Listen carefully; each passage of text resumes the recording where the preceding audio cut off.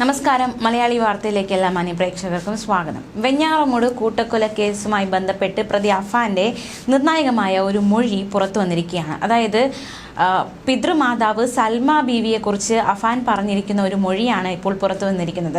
പ്രതി അഫാൻ പറഞ്ഞിരിക്കുന്നത് മാല ചോദിച്ചിട്ട് സൽമ ബീവി തരാത്തത് കൊണ്ടാണ് അവരെ കൊലപ്പെടുത്തിയതെന്നാണ്. കുഴിയിൽ കാലം നീട്ടിയിരിക്കുന്ന കിളവി മാല ചോദിച്ചിട്ട് തന്നില്ല, അതുകൊണ്ട് കൊന്നതാണ് എന്ന് അഫാൻ യാതൊരു ദാക്ഷിണ്യവുമില്ലാതെ പോലീസിനോട് പറഞ്ഞിരിക്കുകയാണ്. കഴിഞ്ഞ ദിവസം 3 ദിവസത്തെ കസ്റ്റഡിയിലേക്ക് അഫാനെ വിട്ടിരുന്നു. ഇത്തരത്തിൽ പ്രതിയെ ചോദ്യം ചെയ്തു വരുമ്പോഴാണ് മുത്തശ്ശിയെ കൊലപ്പെടുത്തിയത് എന്തിനാണ് എന്നതിനെക്കുറിച്ചുള്ള ഒരു വെളിപ്പെടുത്തൽ അഫാൻ നടത്തിയിരിക്കുന്നത്. തീർച്ചയായിട്ടും കഴിഞ്ഞ ദിവസങ്ങളൊക്കെ ആശുപത്രിയിലായതുകൊണ്ട് തന്നെ വേണ്ട രീതിയിൽ അഫാനെ മൊഴിയെടുക്കാൻ സാധിച്ചിരുന്നില്ല. എന്തായാലും ഓരോരുത്തരെയും 5 പേരെയും കൊലപ്പെടുത്തിയതിൻ്റെ കാരണം എന്താണെന്നതടക്കമുള്ള കാര്യങ്ങളിൽ വ്യക്തത വന്നുകൊണ്ടിരിക്കുകയാണ്. ഇപ്പോൾ മുത്തശ്ശിയെ കൊലപ്പെടുത്താനുള്ള കാരണം അഫാൻ പുറത്ത് പറഞ്ഞു കഴിഞ്ഞു. കൊലപാതകത്തിന് ശേഷം മാല ഊരിയെടുത്ത് വെഞ്ഞാറമൂട്ടിലെ ധനകാര്യ സ്ഥാപനത്തിൽ പണയം വെച്ചുവെന്നും അഫാൻ പോലീസിനോട് പറഞ്ഞു. അഫാനുമായി പോലീസ് കൊലപാതകം നടന്ന പാങ്ങോട്ടുള്ള വീട്ടിലും ധനകാര്യ സ്ഥാപനത്തിലും തെളിവെടുപ്പ് നടത്താൻ ഒരുങ്ങവെയാണ് നിർണായകമായ മൊഴി പുറത്തുവന്നത്.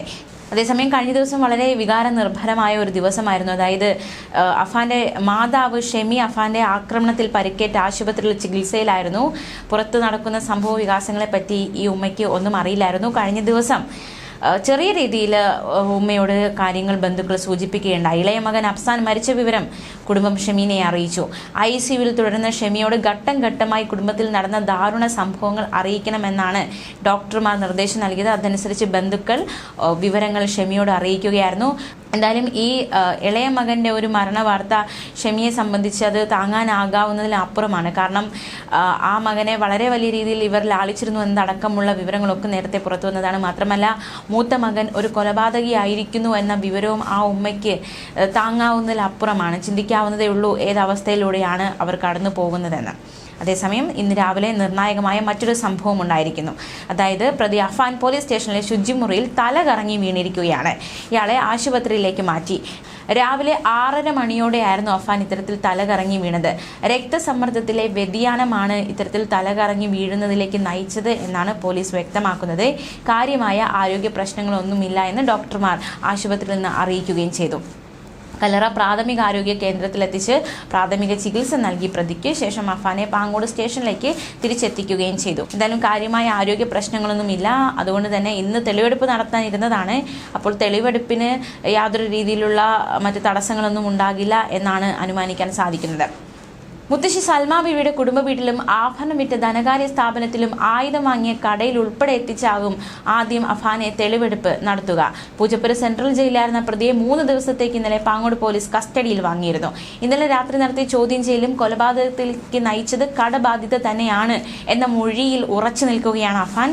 സൽമ ബീവിയോട് പലതവണ സഹായം ചോദിച്ചിരുന്നു, മാലയടക്കം നൽകാൻ ആവശ്യപ്പെട്ടിരുന്നു, അത് നൽകിയില്ല, അതുകൊണ്ട് അവരെ കൊലപ്പെടുത്തിയെന്ന് യാതൊരു ദാക്ഷിണ്യമില്ലാതെ അഫാൻ പോലീസിനോട് പറയുകയും ചെയ്തു. അതേസമയം കഴിഞ്ഞ ദിവസമാണ് അഫാനെ 2 ദിവസത്തെ പോലീസ് കസ്റ്റഡിയിൽ വിട്ടിരിക്കുന്നത്. സൽമ ബീവിയെ കൊലപ്പെടുത്തിയ കേസിലായിരുന്നു അഫാനെ നെടുമങ്ങാട് മജിസ്ട്രേറ്റ് കോടതിയിൽ ഹാജരാക്കിയത്. ഈ മാസം 8 വരെ കസ്റ്റഡിയിൽ വിട്ടുകിട്ടണമെന്ന പോലീസിന്റെ ആവശ്യം കോടതി അംഗീകരിച്ചു. തുടർന്ന് അഫാനെ കൂടുതൽ ചോദ്യം ചെയ്യാനായി പാങ്ങോട് പോലീസ് സ്റ്റേഷനിലേക്ക് കഴിഞ്ഞ ദിവസം തന്നെ മാറ്റിയിരുന്നു. എന്തായാലും ഈ കുടുംബത്തിന്റെ സാമ്പത്തിക ബാധ്യതയുമായി ബന്ധപ്പെട്ട് അഫാനും അതുപോലെ തന്നെ അഫാന്റെ പിതാവ് അബ്ദുൾ റഹീമും നൽകിയിരിക്കുന്ന മൊഴികളിൽ വലിയ രീതിയിലുള്ള വൈരുദ്ധ്യം അല്ലെങ്കിൽ ഒരു പൊരുത്തക്കേടുകളാണുള്ളത്. അപ്പോൾ ഇത് വലിയ രീതിയിലൊരു ആശങ്ക ഉദ്യോഗസ്ഥർക്ക് ഉണ്ടാക്കുന്നുണ്ട്. അതുകൊണ്ട് തന്നെ ഇതിലൊരു വ്യക്തത വരേണ്ടതായിട്ടുണ്ട്. അഫാൻ പറഞ്ഞതനുസരിച്ച് കുടുംബത്തിന് നാട്ടിൽ 65 ലക്ഷം രൂപയുടെ ബാധ്യതയുണ്ട്. എന്നാൽ കുടുംബത്തിന് നാട്ടിൽ ഇത്രയും അധികം സാമ്പത്തിക ബാധ്യത ഉണ്ട് എന്ന വിവരം അറിയില്ല എന്നാണ് വിദേശത്തായിരുന്ന അബ്ദുൾ റഹീം പറഞ്ഞിരിക്കുന്നത്. തനിക്ക് വിദേശത്ത് 15 ലക്ഷം രൂപയുടെ ബാധ്യത മാത്രമേ ഉള്ളൂ എന്നും പിതാവ് മൊഴി നൽകിയിട്ടുണ്ട്. മൊഴികളിലെ ഈ പൊരുത്തക്കേട് അവസാനിപ്പിക്കുക എന്നത് അന്വേഷണ സംഘത്തിന് മുന്നിലെ വലിയൊരു വെല്ലുവിളി തന്നെയാണ്. ഇതിന് പരിഹാരം കണ്ടെത്താനായി അഫാനെയും റഹീമിനെയും ഒന്നിച്ചിരുത്തി ചോദ്യം ചെയ്യുക എന്നൊരു നീക്കത്തിലേക്കാണ് ഇപ്പോൾ അന്വേഷണ സംഘം കടക്കുന്നത്. എന്തായാലും നിലവിലുള്ള ഒരു കണക്കുകൂട്ടൽ, അതായത് ഇതുവരെയുള്ള വിവരങ്ങൾ അനുസരിച്ച് സാമ്പത്തിക ബാധ്യത കൊണ്ട് തന്നെയാണ് ഇത്തരത്തിലുള്ള കൂട്ടക്കൊല ഈ അഫാൻ നടത്തിയത് എന്നാണ് മനസ്സിലാക്കാൻ സാധിക്കുന്നത്. മറ്റെന്തെങ്കിലും കാരണം ഈ ഒരു കൊലപാതകങ്ങൾക്ക് പിന്നിലുണ്ടോ എന്നതും അന്വേഷണ സംഘം അന്വേഷിക്കുന്നുണ്ട്. അതേസമയം പ്രതി അഫാനും മാതാവിനും സാമ്പത്തിക ബാധ്യത ഉണ്ടായിരുന്നുവെന്നാണ് മൊഴി നൽകിയിരുന്നത്. മാതാവ് ഷെമി മരിച്ചെന്ന് കരുതിയാണ് അഫാൻ ബാക്കിയുള്ള കുടുംബാംഗങ്ങളെയും പെൺസുഹൃത്തിനെയും കൊലപ്പെടുത്തിയത് എന്നതടക്കമുള്ള വിവരങ്ങളൊക്കെ കഴിഞ്ഞ ദിവസങ്ങളിൽ പുറത്തു വന്നതാണ്. കൊലപാതക ദിവസം രാവിലെയും 2000 രൂപ വേണമെന്ന അഫാന്റെ ആവശ്യം തർക്കത്തിലും ആക്രമണത്തിലുമാണ് അവസാനിച്ചത്. കൊലപാതകത്തിന്റെ തലേ ദിവസം പണം ആവശ്യപ്പെട്ട് വീട്ടിൽ തർക്കങ്ങളുണ്ടായി.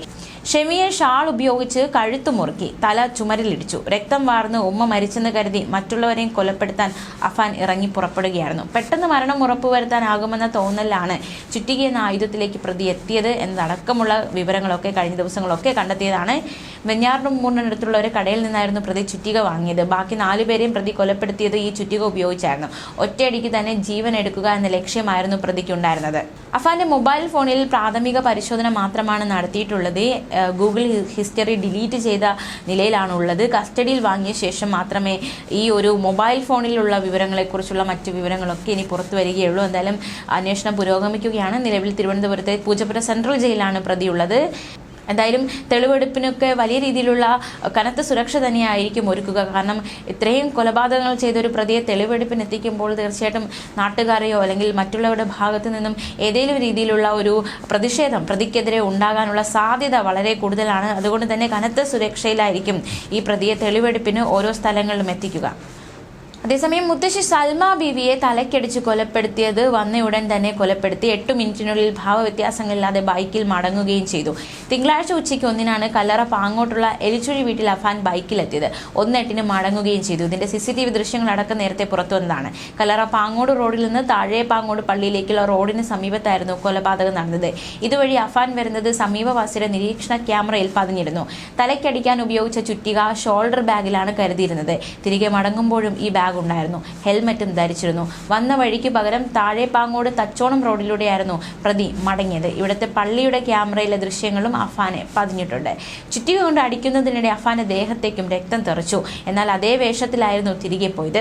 തനിച്ച് താമസിക്കുന്ന സൽമ ബീവി കൊല്ലപ്പെട്ട വിവരം വൈകിട്ട് 5-നാണ് പുറത്തറിഞ്ഞത്.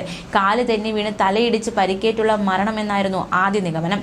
എന്നാൽ ഉച്ചിയിലെ ആഴത്തിലുള്ള ഒരു മുറിവ് പോലീസുകാരിൽ വളരെ വലിയ രീതിയിലുള്ള സംശയത്തിന് ഇടയാക്കി. തലയിടിച്ചു വീഴുമ്പോൾ ഇത്തരം മുറിവ് ഉണ്ടാകില്ല. ഇതോടെയാണ് കൊലപാതകമാണെന്ന സംശയം പോലീസ് പ്രകടിപ്പിച്ചത്. അപ്പോഴേക്കും പ്രതി മറ്റു കൊലപാതകങ്ങൾ നടത്തിയിരുന്നു. കൊച്ചു വീടിന്റെ അടുക്കളയിലാണ് സൽമ ബീവിയുടെ മൃതദേഹം ഉണ്ടായിരുന്നത്. വാതിൽപ്പടിക്ക് സമീപം തല വരുന്ന രീതിയിൽ നിലത്ത് കിടക്കുകയായിരുന്നു.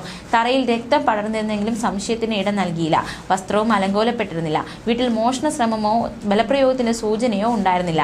സൽമ ബീവിക്ക് രാത്രി കൂട്ടിനെത്തുന്ന മകൾ എത്തിയപ്പോഴാണ് മരണവിവരം സമീപത്തുള്ളവർ അറിയുന്നത്. അപ്പോഴേക്കും വെഞ്ഞാറമൂട് പോലീസ് കൊലപാതകം സ്ഥിരീകരിക്കാനായി ബന്ധപ്പെട്ടിരുന്നു. എന്തായാലും അതിക്രൂരമായ, അതായത് കേരളം കണ്ട ഏറ്റവും വലിയൊരു, ഈ സമീപകാലത്ത് കണ്ട ഏറ്റവും വലിയൊരു കൊലപാതകമാണ് വെഞ്ഞാറമൂട് നടന്നത്. കൊലപാതക പരമ്പര തന്നെയായിരുന്നു അവിടെ അരങ്ങേറിയത്. എന്തായാലും സൽമ ബീവി, അതായത് പിതൃമാതാവിനെ കൊലപ്പെടുത്തുന്നു, സ്വന്തം മാതാവിനെ ഉപദ്രവിക്കുന്നു, സ്വന്തം അനിയനെ യാതൊരു ദാക്ഷിണ്യവും കൂടാതെ കൊലപ്പെടുത്തുന്നു. ഇത്തരത്തിലൊക്കെ അതിക്രൂരമായ കൊലപാതകം ചെയ്ത അഫാൻ എന്ന പ്രതി, ഇയാളുമായി ഇനി തെളിവെടുപ്പ് നടത്തുക, കൂടുതൽ വിവരങ്ങൾ വ്യക്തത വരുത്തുക, ഇതൊക്കെയാണ് ഇനി അന്വേഷണ സംഘത്തിന് മുന്നിലുള്ള മറ്റ് കടമ്പകൾ. ന്യൂസ് ഡെസ്ക് മലയാളി വാർത്ത.